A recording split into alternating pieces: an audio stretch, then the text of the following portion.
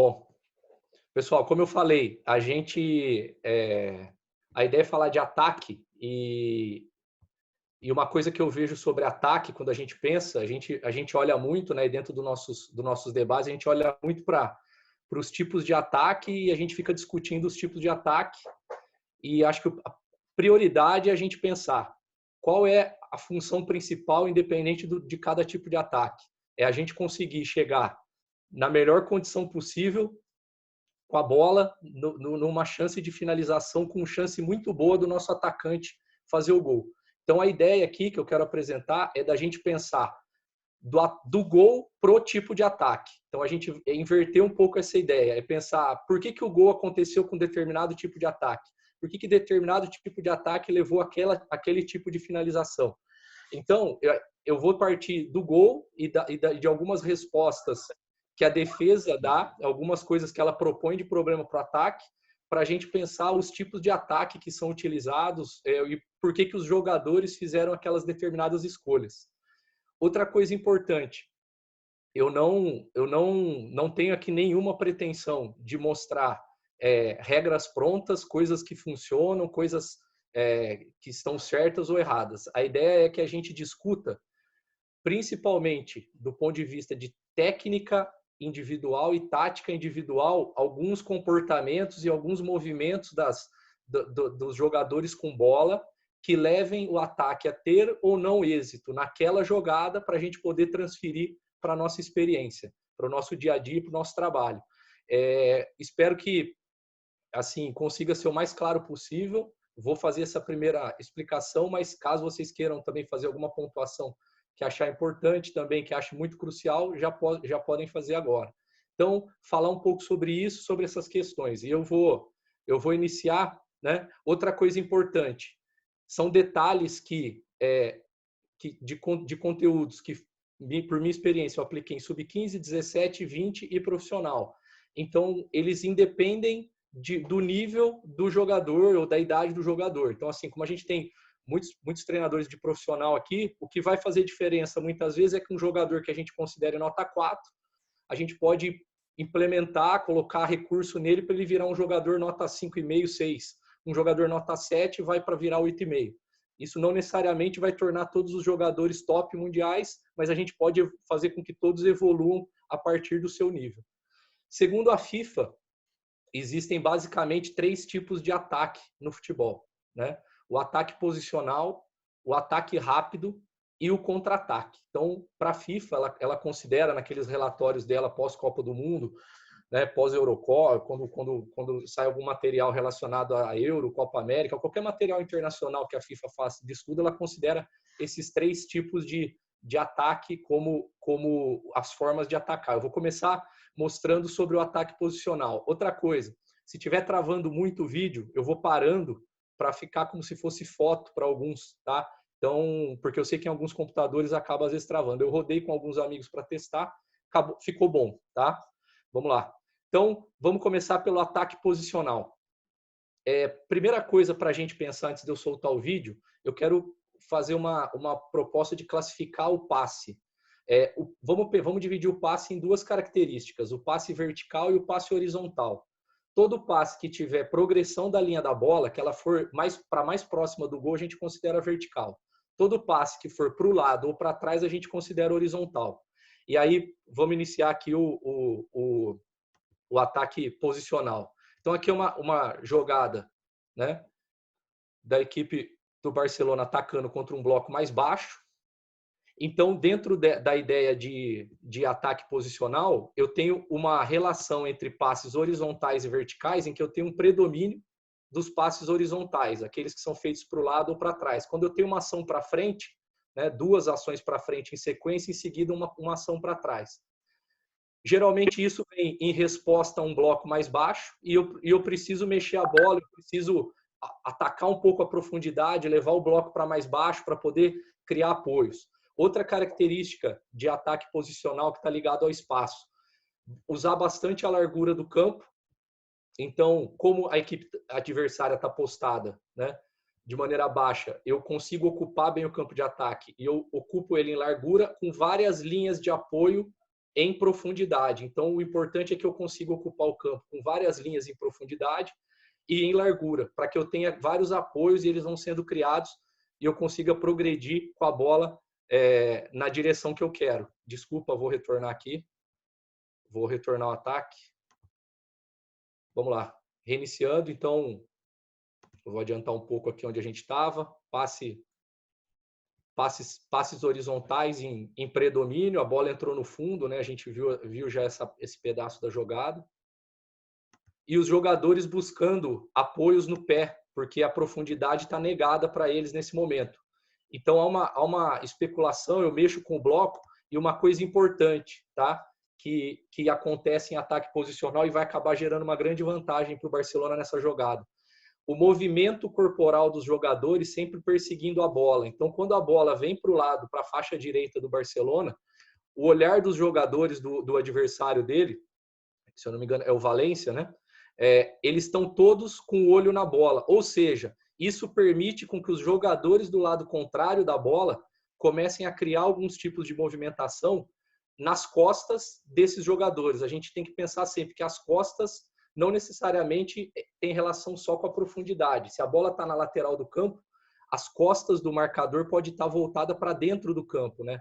Nesse caso, essa zona ela está atrás de muitos marcadores. Então a bola entra do lado do campo aqui, e quando o jogador do Barcelona recebe a bola, muitos jogadores olhando para a bola, isso permite, né, aí sim um movimento de trocar um pouco o padrão do ataque e aí verticalizar para a definição. E olhem só, eu tenho jogadores ocupando a largura, não a largura máxima, mas uma largura ótima, que obriga a linha a ficar preocupada, criar certa distância e permitir esse tipo de movimento de infiltração dos jogadores. Então, algumas características. De novo, vou deixar fluir mais esse agora, a relação entre os passes, né? Horizontais e verticais, com predomínio, né, de ações que não têm progressão. A ideia é movimentar a bola, é atrair o movimento dos jogadores para a bola. Então, a ideia é que eles tenham bastante atenção no movimento da bola para poder começar a tirar a atenção de alguns movimentos que vão começar a acontecer nas costas, para poder coordenar e fazer um movimento, uma ação vertical que defina a jogada. De novo, contra bloco baixo.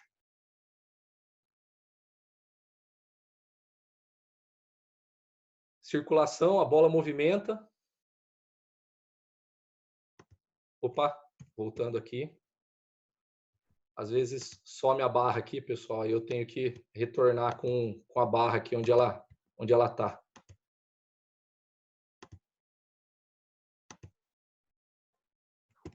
Tá passando o vídeo para todos? Como que tá? Agora travou, Kilian. Tava legal. Tá. Ele deu uma parada aqui porque eu tive que voltar. Eu acho que ele tá aí, ele vai dar uma segurada aqui de uns 5 segundos. Mas só para...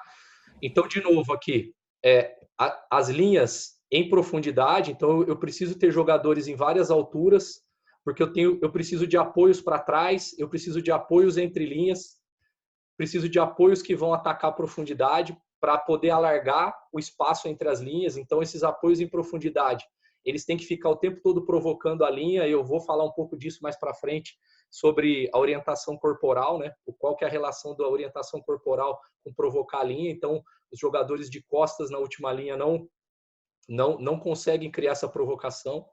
E a largura, né? Usando bem a largura e usando esse passe. Está voltando aqui, tá, pessoal? Ele deve estar salvando aqui, voltando o vídeo, para poder... E outra coisa importante, né, desse tipo de ataque, de novo, reparem o movimento de corpo dos jogadores que estão defendendo, como eles perseguem a bola com o olhar, e a partir daí a bola mudando de posição, eles vão perseguindo a bola, e nesse momento os jogadores vão buscando as costas deles para... Tô tentando aqui, pessoal, só aguardar aqui que ele deve estar fazendo algum tipo de salvamento. Alguém quer fazer alguma observação enquanto o vídeo carrega? Alguém tem alguma coisa já para falar? Que anotou aí, que a gente possa abrir já para discutir antes de eu continuar? Leandro, Oi. se você me permitir aí, rapidinho, você falou aí um pouquinho normalmente os atletas se aproximam, né, para criar essas linhas. E aí eu queria que você falasse um pouquinho sobre a relação entre aproximar e atacar os espaços. Qual o momento que você vê essa variação e o momento de preenchimento entre linhas ali? Eu acho que, principalmente no primeiro vídeo, a entre linhas do Valência fica um pouco menos, né? Se você puder falar aí. Sim. Zago, antes de você responder a pergunta do Henrique, só uma sugestão. Se você tiver o vídeo que você colocou na apresentação separado, às vezes fica mais fácil de mostrar só o vídeo e aí depois a gente volta para a apresentação. Tá. Eu tive... Separado ou não.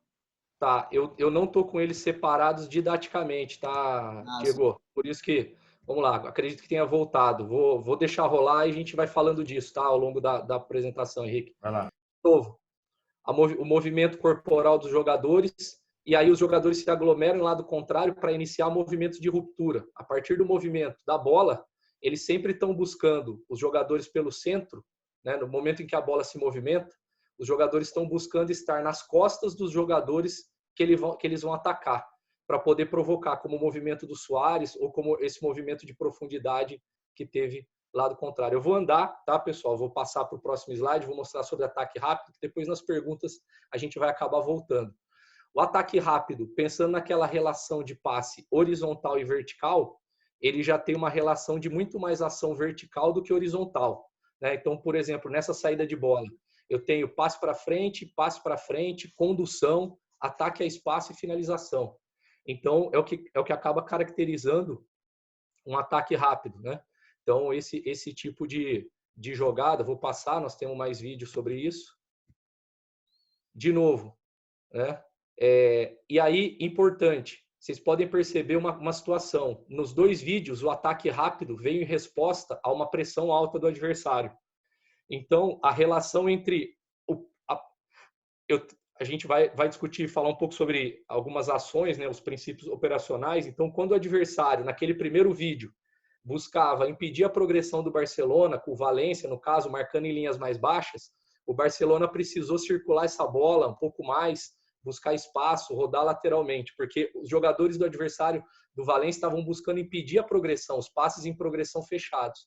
Quando o adversário sobe para pressionar, acaba tendo uma vantagem maior o ataque, como ele buscou pressionar, ele acaba abrindo as costas um pouco mais. Então, a chance de ações verticais contra esse tipo de defesa é muito maior. E o contra-ataque, que é muito similar a um ataque rápido, a gente muda na origem da jogada, que ele vem geralmente de uma recuperação de bola. Então, assim como o ataque rápido inicia numa bola parada, uma reposição ou um ataque posicional, o contra-ataque também tem as características de ação mais vertical que horizontal, né? Muito mais ação para frente, condução, passe para frente, drible em progressão, finalização, do que um ataque posicional. Então, essa relação entre as ações, ela acaba caracterizando esses tipos de ataque. E entre o ataque rápido e o contra-ataque, o que acaba diferenciando é a origem, né? O ataque rápido geralmente vem como origem de um início de jogada, uma reposição, tiro de meta, lateral, falta, e o contra-ataque, e também uma coisa importante sobre o ataque rápido, ele pode ter origem num ataque posicional. Eu posso estar em ataque posicional e ele virar um ataque rápido. No meio da jogada eu mudo o padrão, que é uma coisa importante que a gente vai discutir, se o ataque ele tem a mesma característica até o fim, né? Se o contra-ataque ele não pode se tornar um ataque posicional a partir de uma transição defensiva eficiente. Então, se a gente precisa caracterizar todo o ataque ou se ele vai mudando. Aqui eu peguei esses vídeos, né? A gente recortou a partir do jogo México e Alemanha para mostrar o seguinte detalhe, que é uma coisa que as equipes do Osório fazem bastante. A gente vai chamar de equilíbrio de ataque, né? O equilíbrio ofensivo. Os jogadores que ficam posicionados para o contra-ataque, mas os jogadores das equipes dele geralmente se caracterizam por isso, e a seleção do México, eles são muito ativos nessa posição. Então, eles não simplesmente voltam andando, como eles ficam em posições que geram problema para o equilíbrio defensivo do adversário. Então, você não encaixa. Então, eu quis pegar esse vídeo, e o Matheus Dupin, que está aí com a gente, ajudou, em câmera aberta, justamente para mostrar isso, ó, como eles escapam e desencaixam. E isso gera muitos contra-ataques em favor das equipes dele. Esse jogo, sugiro quem tiver acesso a pegar o primeiro tempo, o número de contra-ataques. Outra coisa importante, ele mantém, por exemplo, em bola parada, 3 jogadores contra 3, né? Provavelmente, óbvio, a partir de um vídeo que ele analisou. E ele já prepara vários elementos que estão ligados a isso daqui ter sucesso. Exemplo, né? O Ochoa vai pegar essa bola. Quando o Ochoa pega a bola, o comportamento dos jogadores, já rapidamente, ele já pegou, já está planejado, eles já ficam colocados por fora dos jogadores da Alemanha para poder fazer a corrida depois por dentro. Ou seja, eles estão fora do campo visual do jogador da Alemanha que tem que ficar olhando a bola. E aí, no momento em que a bola é reposta, eles atacam espaço. Então, esse tipo de comportamento, né, esses ajustes que a gente vai discutir ao longo aí da apresentação, são justamente detalhes que a gente pode trabalhar muito a partir de exercícios, a partir de feedback, a partir de vídeo, e que vão melhorar muito, né, nossos tipos de ataque. Depois a gente volta, mas de novo, olha como os jogadores são ativos no contra-ataque, né? Eles fizeram um movimento de trocar de espaço para poder atacar a profundidade. Então, é um lance até parecido com o lance do gol, né? A zona onde a bola entra no contra-ataque. Aqui mais uma vez, mais um lance de contra-ataque e a gente já vai para o próximo. Quanto tempo eu tenho ainda, Diego? Tem mais uns 20 minutos, mas se quiser estender, pode ficar à vontade. Não. Tranquilo. Só para não passar, é que eu planejei 10, 10 e 10, 3 blocos aí nas informações. De novo, uma recuperação e aí algumas estratégias, né, potencializadoras de contra-ataque. A gente estava fazendo análise desse vídeo, a gente percebeu que o México impedia com que a Alemanha construísse pelo lado esquerdo. Então, vocês podem perceber que muitas das recuperações foram em determinada zona do campo, nessa região. Então, parece que era algo planejado, ele marcava em alguns momentos o Toni Kroos individual para a bola não entrar, porque provavelmente ele criou uma zona de pressão. E a partir daí, né, das recuperações, o que chama sempre atenção é a proatividade dos jogadores na recuperação da bola, né, para agir rápido e poder ir para espaços que são de difíceis marcação, que é difícil de marcar, né, que tem dificuldade de marcação da equipe alemã. Esse jogo foi 1-0 e esse foi o gol, para quem não lembra. E aí, vou entrar agora, falar um pouco sobre as vantagens que a gente pode criar num ataque, né? Falar bem rápido delas, porque elas vão estar presentes aí no vídeo, nos próximos vídeos e nas discussões. Então, nós podemos criar vantagem posicional no ataque, que é estar num lugar melhor do que o meu adversário, ou seja, estar numa posição em que é muito difícil para o meu adversário controlar o espaço, em que ele não consiga impedir que a bola entre no meu espaço e quando a bola entrar eu vou estar em condição vantajosa de atacar. Então isso é criar vantagem posicional. Nós vamos mostrar alguns exemplos. A vantagem numérica, que é a mais praticada, né? Buscar criar um número de jogadores maior naquela zona do que o adversário. A qualitativa, que está ligado à capacidade de um jogador de resolver no 1 contra 1 ou 1 contra 2 ter soluções, né? Então ela é um tipo de vantagem, quando eu tenho no meu time grandes dribladores, grandes jogadores para enfrentamento. E a que a gente chama de socioafetiva, que a tradução para o português ela não fica boa, né? Principalmente para entrar no português, mas basicamente ela é o que se chamava antigamente o dito entrosamento. É a capacidade de relação dos jogadores que eles criam a partir de jogar juntos e de ter afinidade de comportamentos. Então, ele começa a perceber qual jogador gosta de bola no pé, qual gosta de bola no espaço, qual vem entre linha, qual prefere atacar o fundo. Então, são essas relações que vão sendo criadas. E aqui um exemplo de vantagem cinética que eu marquei, que é, na verdade, cinética vem de movimento, então é vantagem criada pelo movimento. Então, ao mesmo tempo que esse jogador do City, ele dá o gato, né, ele faz um movimento e vem buscar uma bola aqui por dentro, no pé, ao mesmo tempo, eu tenho um jogador do Manchester City atacando as costas da linha, nas costas do marcador dele. Então, os dois estão criando vantagem no movimento. Esse criou uma pequena vantagem de espaço para receber no pé. E esse jogador não está no campo visual desse. Ou seja, ele pode surpreender e atacar o espaço aqui em profundidade, desde que esse jogador desocupe. Então, a vantagem cinética é criar um movimento mais vantajoso pelo espaço do que o meu adversário direto. E pode ser para receber bola no pé ou no espaço. Aqui no caso, o jogador já inclinou o corpo, percebeu que a bola está sem pressão, ele já inclina o corpo para atacar espaço. Olha como o marcador dele ainda está numa posição ali desativada, está com os 2 pés no chão, não está numa posição ainda de corrida, e o Sadio, o Mané, né, que já é um jogador veloz, e ainda cria essa primeira velocidade antes do adversário. Então, isso basicamente é criar vantagem cinética, né?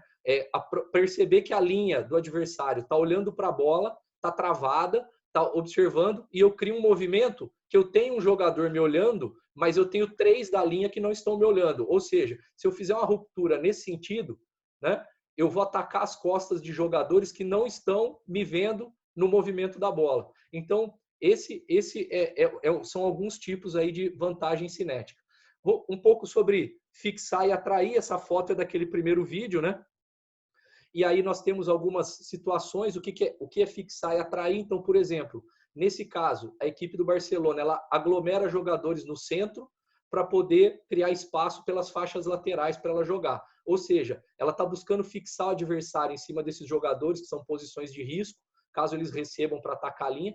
E dá para a gente ver que o objetivo dele é fixar mesmo, porque a orientação corporal nem é de receber bola, é muito mais de estar no lugar, no momento aqui, para poder atrair atenção, né? Se eles fossem para receber bola, eles teriam que estar em outra situação corporal aqui, no movimento mais de lado, né? No movimento de expectativa para receber bola, para poder criar espaços por fora. Então, num enfrentamento aí de uma linha larga, né, como ele está enfrentando, que é uma linha de 5, ele está buscando atrair mais pelo centro para poder liberar jogadores por fora. E até no caso extremo, né, no caso do extremo oposto, como o Messi está nessa condição aqui na jogada, reparem que ele não vem da largura justamente para atrair o máximo possível a linha do adversário para dentro, para abrir o corredor para o Semedo jogar.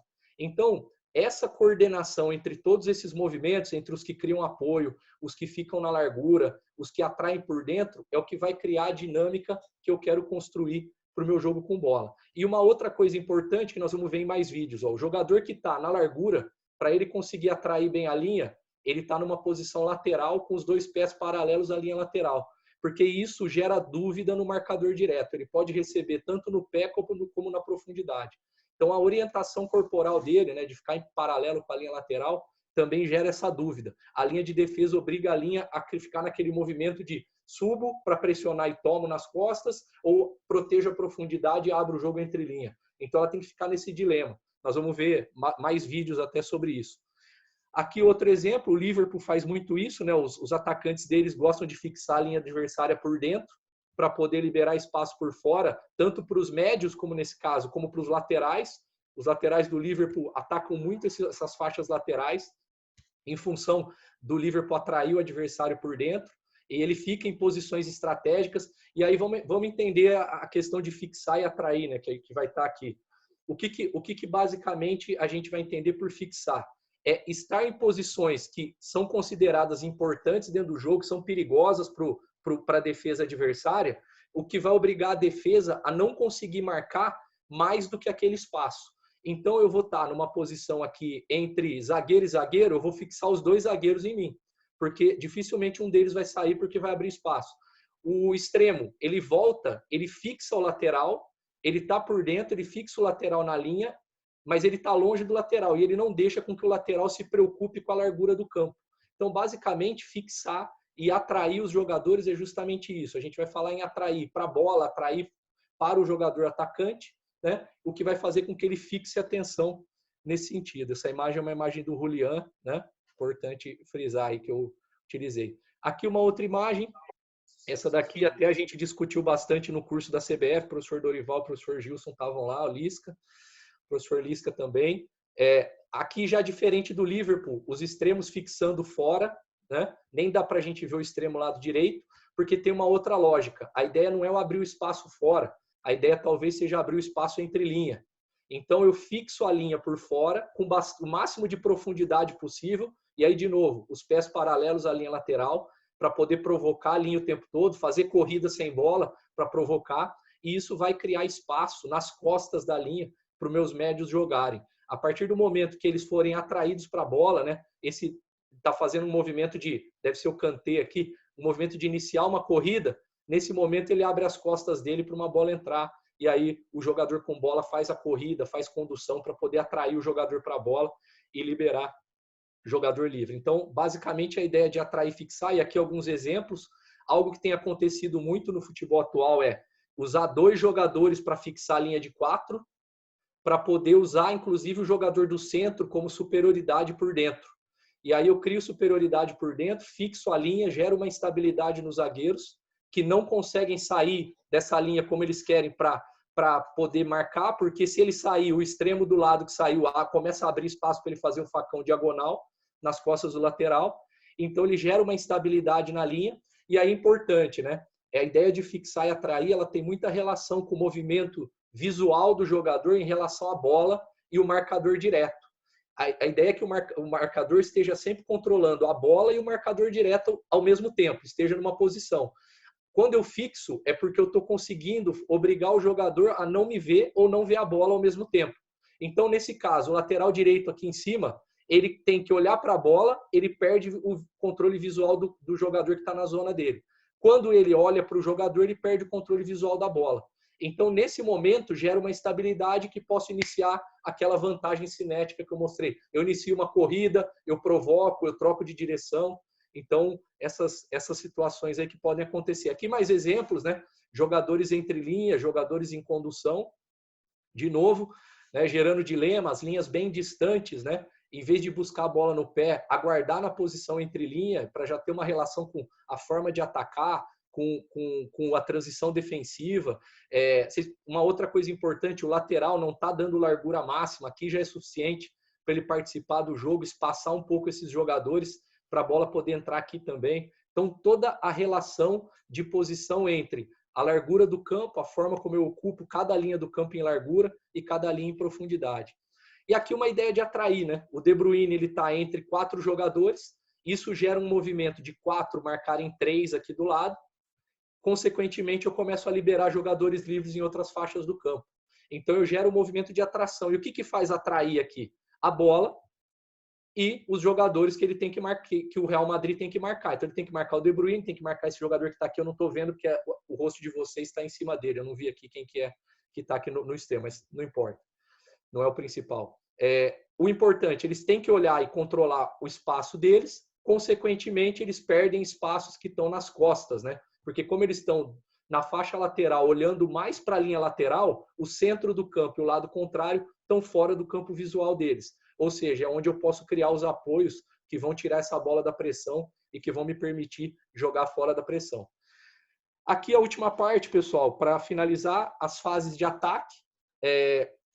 Cada um aí, acredito que utiliza no seu trabalho um nome, primeira fase de construção, segunda fase, terço final. Cada um utiliza o seu nome. Eu preferi não nomear, porque como cada um tem a sua, eu vou falar só sobre saída de bola, atacar a linha mais baixa, que seria ali já construindo a partir de uma ideia de meio campo, né, em diante, e zona de finalização, né? Cada um tem o seu nome aí, e a zona onde a gente finaliza. Então, vou falar um pouco sobre isso, só, e aí é a última parte da apresentação, a gente abre para as perguntas. Fase de ataque, as saídas de bola.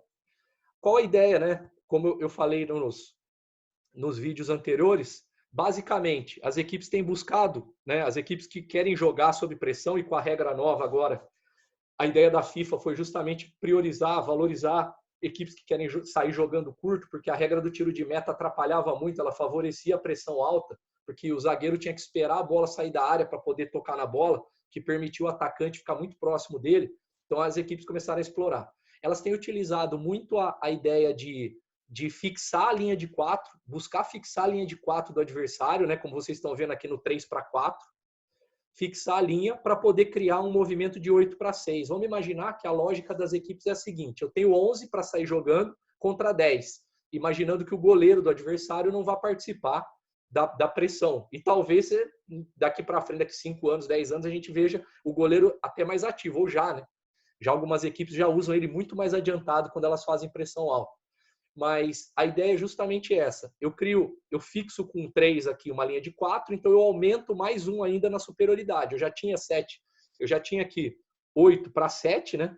Se ficasse 3-3, se eu segurar 4, eu aumentei 1 ainda. E aí os jogadores vão criar os apoios, né? Então eles vão criar apoio de saída, apoio curto, em várias linhas, apoios em largura e apoio por dentro. Né? Então, basicamente, a ideia é essa. E as equipes têm buscado construir isso. Algumas equipes, como por exemplo, nesse desenho que a gente pega do Real Madrid, ele deixa mano a mano na última linha. e aí é uma coisa que a gente pode discutir. Por exemplo, se deixou mano a mano e eu tiver um goleiro com potência, será que já não vale a pena essa bola direta para eu criar uma instabilidade aqui, ao invés de eu sair jogando curto? Porque diminuiu, eu ainda tenho superioridade, mas ela já diminuiu. O adversário colocou um jogador a mais, rodou, né? Trouxe um jogador a mais dentro do meu campo. Essa bola, vale a pena ela ser feita longa para disputa e talvez gerar uma instabilidade, né? Que vai gerar uma estabilidade emocional, uma estabilidade tática no adversário, para a partir daí a gente deixar ele mais inseguro para pressionar, ou mesmo assim vale a pena. E aí, de novo, saídas curtas, né? Apoios por dentro e apoios em largura.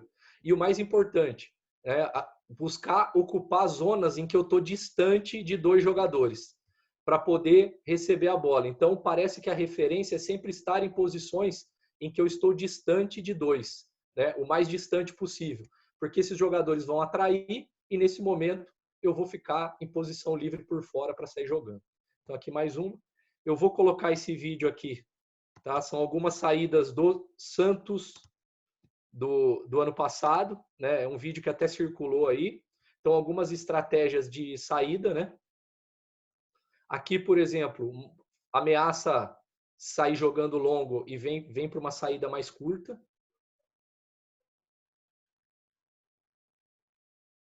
E a gente percebe que o goleiro é uma peça fundamental para atrair, ele não se livra da bola enquanto ele não consegue atrair um jogador, porque ele quer atrair um jogador para liberar um dos jogadores zagueiros ou até alguma movimentação. E os outros jogadores buscam fixar a linha e ficar entre jogadores aqui para poder receber bola.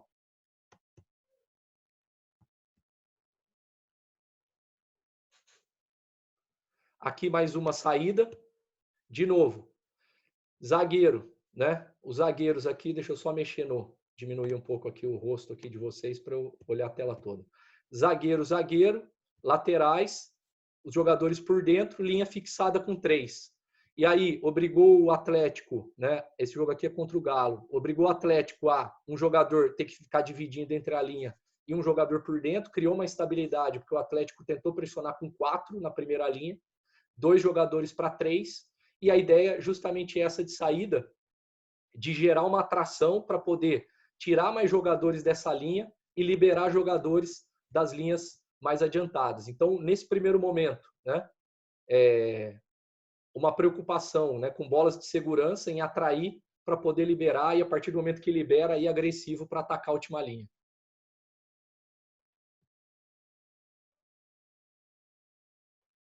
Uma coisa importante aqui nesse vídeo, eu voltei ele justamente para apontar isso, né, que foi algo que a gente falou das vantagens. Reparem no comportamento desse jogador aqui, né, que deve ser, minha imagem aqui não está tão legal, mas deve ser o Soteldo, né?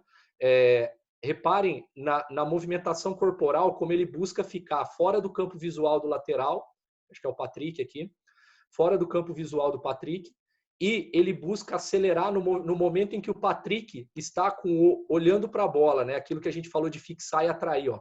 Nesse movimento, o Patrick tem o Soteldo e a bola no campo visual. O Soteldo vai buscar ficar num espaço fora do campo visual, né? E a partir do momento que o jogador conduz a bola um pouco para dentro, a corrida do Patrick já fica prejudicada para poder acompanhar a corrida do Soteldo. Então, isso tem a ver com aquela vantagem cinética que a gente falou, que os jogadores podem construir, que é algo que a gente pode, com feedback, com alguns treinos, a gente consegue passar aí para alguns atletas. Aqui uma saída interessante, né? O goleiro veio funcionar quase como uma linha de 4 na saída, né? O zagueiro abriu e o lateral veio para dentro.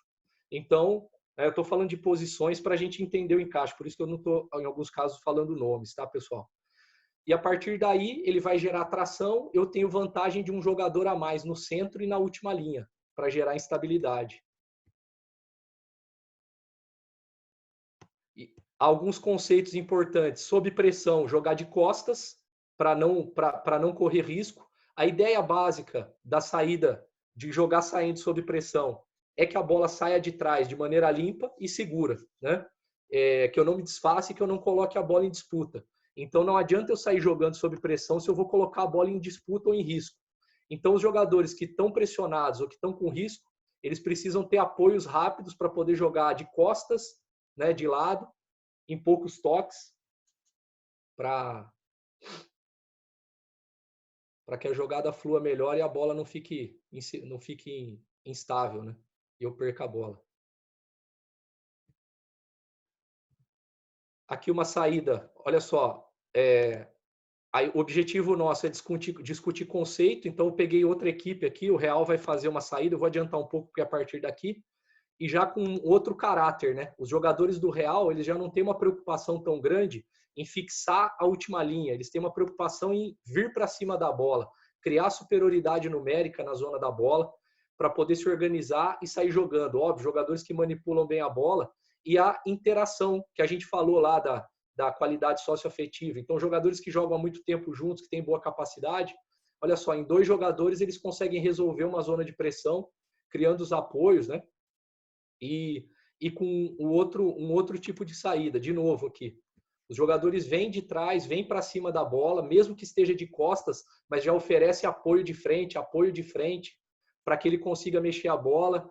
Os jogadores da última linha não ficam fixados, então é uma outra ideia de saída de bola. Nós não precisamos ter uma forma, né? É importante que a gente entenda o conceito. Como que cada equipe constrói o seu tipo de saída em função do perfil de treino e do perfil dos jogadores.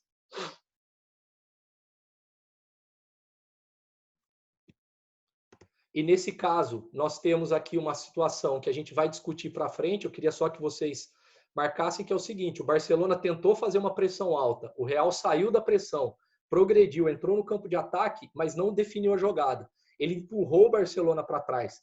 A gente pode também pensar nisso, né? Eu falei lá no início sobre como que o ataque geralmente responde à defesa, né? Defesa marca baixo, ataque caracteriza com ataque posicional para enfrentamento. A defesa tenta pressionar alto, o ataque geralmente fica vertical. E aqui o Real, ele passou, quebrou as primeiras linhas da pressão, mas não conseguiu chegar lá na última fase de finalização. Então agora ele saiu, né, de uma saída de pressão mais baixa, e agora ele vai ter que entrar num ataque posicional. Então, como eu falei lá no início, a gente não caracterizar como um tipo de ataque, né, ou que é simplesmente um ataque para cada sequência. Ela pode mudar a característica ao longo da sequência.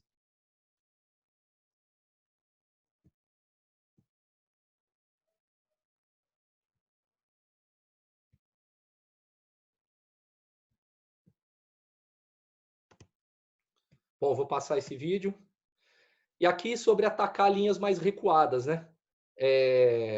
Como a gente falou. Então, por exemplo, a gente falou lá, vai entrar mais, né, da segunda fase, o ataque posicional, né? Geralmente vai estar nessa condição, e a gente vai ter que construir mais esse jogo, né? Jogo entre linha, essa movimentação dos jogadores. Então, algumas condições, né? Só voltando aqui, ó, dentro daquilo que a gente falou sobre comportamento da defesa, a defesa toda olhando para a bola, ela vai olhar para a bola aqui para baixo, e aquilo, né, que eu falei em alguns slides atrás sobre a atração. Ó, reparem como os 3 jogadores nesse momento acabaram tendo a atenção deles atraída para a bola, e isso liberou a passagem do lateral no fundo. Então, esse tipo de movimento, né, acaba gerando muita liberdade. E na hora que a bola entra no fundo, os jogadores estão olhando pro jogador que vai cruzar, e, de novo, o jogador que vai fazer o gol é um jogador que vem num ponto cego, né? Ele vem fora do campo visual dos jogadores que estão na área. Aqui, de novo, com movimentação da bola.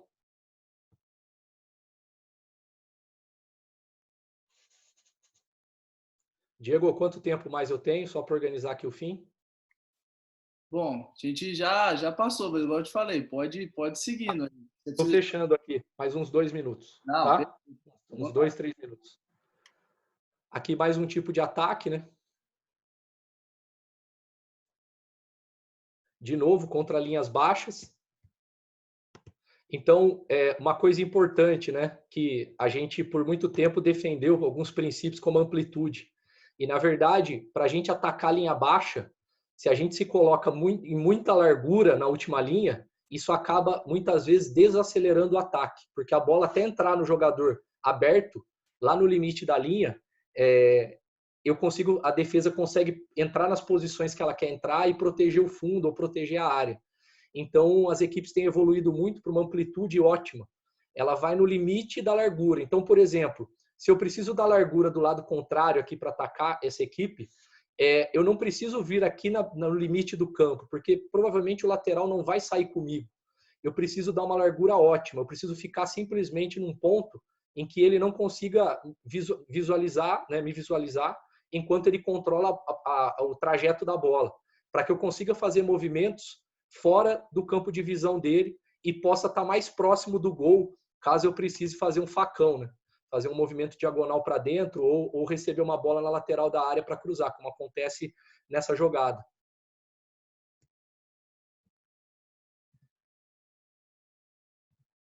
E aqui é o último assunto para a gente falar, invasão de área, para a gente pensar a partir, eu imagino que alguns trabalhem com essa ideia, ou com outro nome, mas com a ideia de funil, né? Funil defensivo e ofensivo, com alguns desenhos, a partir do momento que a bola entra nas laterais do campo. Então, assim, essa é uma referência importante quando a bola está próxima da área para a defesa. Então, a gente vai mostrar para o ataque também, né? Porque para o ataque é importante eu imaginar um desenho que vá atacar o funil do adversário, né? Ali a zona...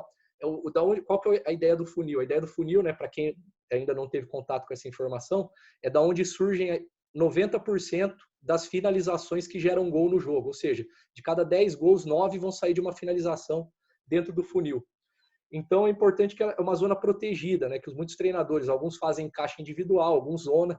Então eu vou mostrar algumas situações de invasão para pensar como ter vantagem em cima desses tipos de encaixe. O que gera vantagem, né, para os jogadores a partir da ideia de funil. Então eu tenho lá o movimento da bola, tudo aquilo que a gente falou sobre construção, e eu vou parar esse vídeo aqui para a gente discutir. Esse vídeo é muito importante, tá? Primeiro movimento, tá? Para chamar atenção. O extremo correndo de fora para dentro e abrindo o corredor para o lateral. A partir do momento que ele correu para dentro, ele já entrou no ponto cego do marcador direto dele, que é o lateral contrário. Ponto importante. A bola vai entrar no lateral aqui. No momento que ela entra no lateral, uma coisa que chamou atenção, esse vídeo aqui, quem me passou ele foi o Eduardo Fratini, e é uma coisa que chamou atenção, a gente importou. Reparem como os 4 jogadores do Barcelona, e aqui nós temos extremo, centroavante, né, o Suárez, acho que é o Vidal aqui, e extremo oposto. Então nós temos um médio, um centroavante, um extremo, e acho que o extremo oposto que deve ser aqui. Eles estão conseguindo atacar justamente os intervalos da linha de defesa. E eles atacam as costas do jogador que não está controlando eles. Então, por exemplo, esse jogador, ele está dando a opção de atacar o fundo para um cruzamento. O Suárez, ele vai atacar as costas desse jogador. O Vidal, ele não vai atacar esse, ele vai atacar as costas desse, tanto que obrigou ele a virar o rosto. Para quem está com a imagem com um pouquinho mais de qualidade, vai ver que ele está com o rosto virado, né? Ou seja, se ele virou o rosto, ele perdeu o controle sobre o Suárez. O Suárez, ninguém está vendo o Suárez. Nem o jogador que está na frente, nem o que está atrás. Então, essa coordenação de movimento para invasão de funil, ela gera muita vantagem, porque a defesa vai ter dificuldade para defender aquele tipo de cruzamento. Então, mais uma situação, aqui de novo, né? De novo os jogadores atacando os intervalos, né? E a jogada termina em gol. Então, mesmo... Por que né, a jogada aqui, mesmo que o primeiro movimento ela não termine em gol, eu quero gerar uma reflexão aqui. Não foi gol no primeiro cruzamento. Porém, a defesa ela estava tão instável no controle do espaço, ou seja, ela não sabia quem estava onde, ela demorou um tempo que permitiu com que o Suárez ainda conseguisse gerar uma segunda jogada, e aí o Vidal sai do campo de visão do jogador dele para poder atacar as costas. Então,